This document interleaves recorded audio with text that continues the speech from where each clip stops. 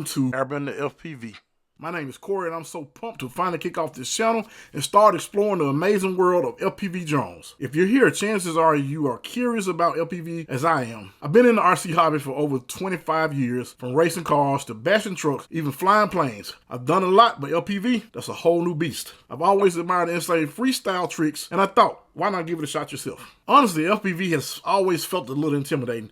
There's so much to learn, flying techniques to all the tech involved, but I figured why not document the process, share what I've learned, and maybe inspire others to jump into it too. Because let's be real, this hobby looks like so much fun to pass up. I know there's probably a lot of people out there just like me, excited to start, but not sure where to begin. That's why I want this channel to be a space where we can learn together, grow together, and maybe laugh at some epic fails along the way. It was very important for me to do this channel because there's a lot of people that want to get into FPV drones, and they think they don't have what it takes to do it. I always have the idea of, if you can do it, I can do it too. So I've been doing a little research for the past month and a half, a little bit longer probably, off and on. Stuff has really been confusing, but I've learned a lot. I've been in several Facebook groups that actually helped me make the decision on what I wanted to be my first drone. The most important part was I wanted to get a controller that I can grow with. I didn't want to get something that I started out with and then I got to learn another controller. I have been using Spectrum for years, and I just got back into flying after about 13 years. Still got it, but I know drones are like totally different. So I ended up going with a new controller. I didn't buy one of the beginner kits that was already packaged together.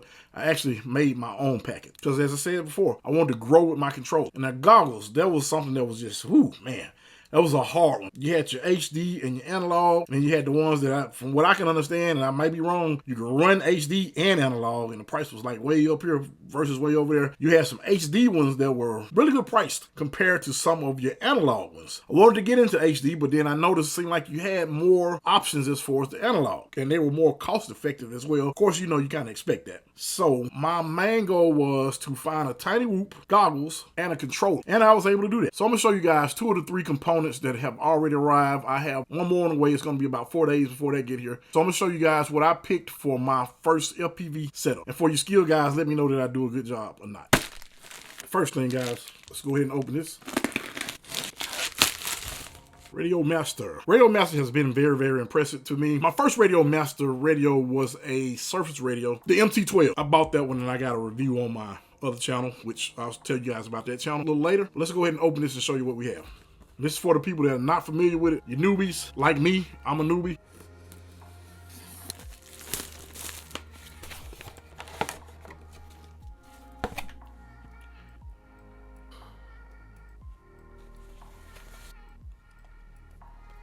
So it's a little bit larger than what I expected, which is what I wanted. I didn't want too small. I was looking at the Boxer, and I still may end up getting the Boxer, but for now, this radio is going to be perfect price, perfect size, and I did go with the white one. This is the Crush Edition in white, and I really, really like the way it came out. And I do already have batteries. I just got to get them installed and get this thing charged, and this is running the ELRS. Put the batteries in, you just pop this off, same way here. Up next, I went ahead and utilized Amazon for this particular product. FatShark Scout, very cost effective as well. Let's go ahead and get them open.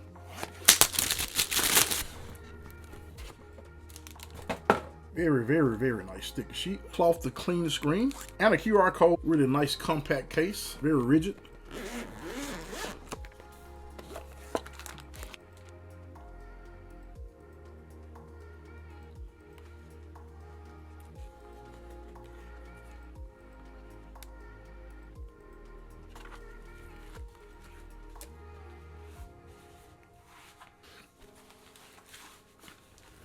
Unfortunate thing is I don't have a way of testing these right now because I don't have the drone yet, but in a few days it will be here. Okay, fellas, it's about 2 weeks later and I have the remainder of my packages. Got a couple more things to buy, but I don't need them, don't have to have right now. So let's just go ahead and get right into it. So this next package is from none other than BETAFPV. I've ordered from them before. I actually bought my RadioMaster MT12, but let's go ahead and get into this and show you guys what we have.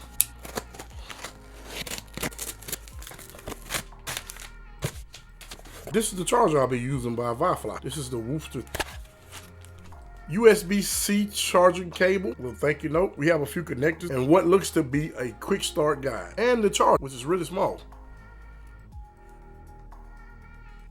We'll get into this along with the other items a little bit later, so let's just get to the next one. So the last package we have for today is from Grayson's Hobby. Grayson's Hobby was the only one that had this in stock at the time when I actually bought it. We're the only one that had it in stock in the United States. So shout out to Grayson's Hobby. Wrong package.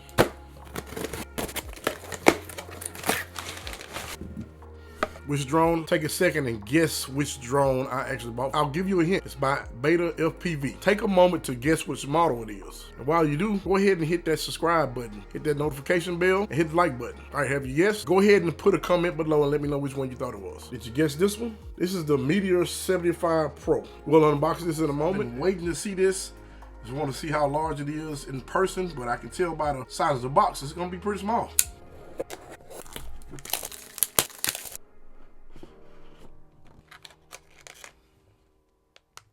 Like we have some props, a USB cable, and a tiny screwdriver. These are extra parts for the canopy, also for the camera if you want to adjust the angle. This is going to be your batteries and charger. USB Type-C cable. We have the drone.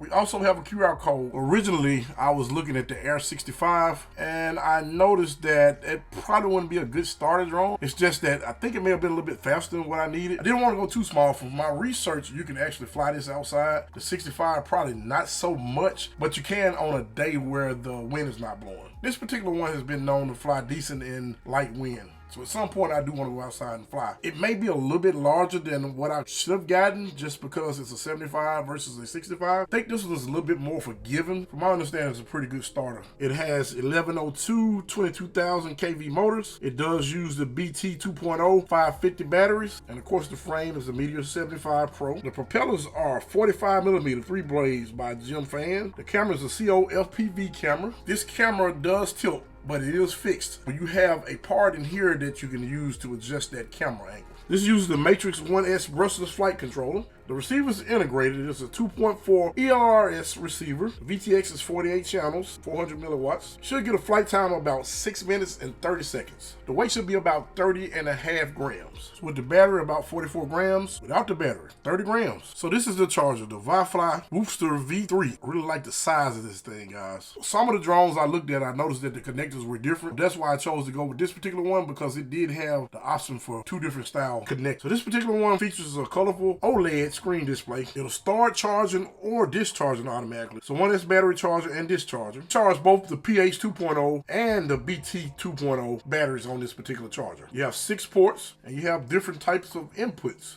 I'll be using it mainly with the USB-C charger. You do have a storage charge function as well, and this particular version has a buzzer. But I chose to go with something like this because it's very cost effective, it's very small, I can throw it in a bag and don't have to really worry about it. So this is gonna work perfectly. Now I do know some of you guys are probably saying, so it comes with a charger, and it does. So here's the thing. I want to be able to charge multiple batteries. The drone itself comes with 2 batteries, but I'll be getting 4 more batteries because from my understanding, they go pretty fast. And you know, when you're learning, you're gonna probably burn through batteries pretty fast. So that's why I got this charger.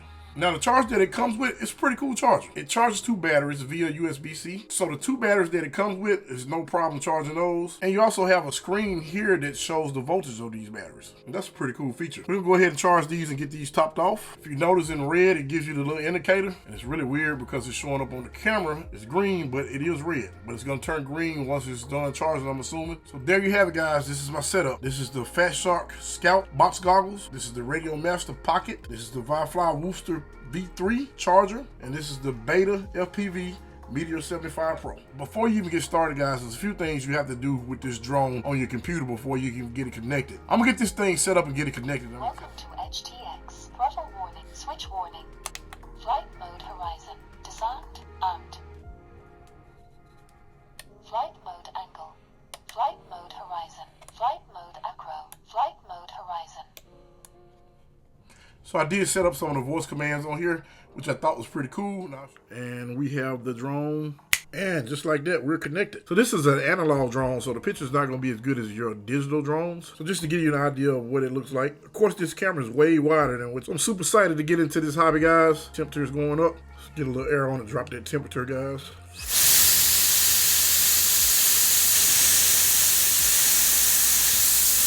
So as you notice, that temperature in the OSD went way down. So as you can see, I have it connected. I'm gonna go ahead and disconnect it now. So if you made it this far, go ahead and hit that thumbs up for me, guys. Go ahead and subscribe if you're not subscribed, which I know you guys are not subscribed because the channel is brand new. And I did mention my other channel. I'm gonna go ahead and put a link above to it right now so you guys can check that out. It's more ground related vehicles over there, crawlers, cars, buggies, etc. So if you're into that type of thing, go ahead and check that out. As well, I'll be doing some first-person view with some of my crawlers and some of my other cars as well. So stay tuned for that.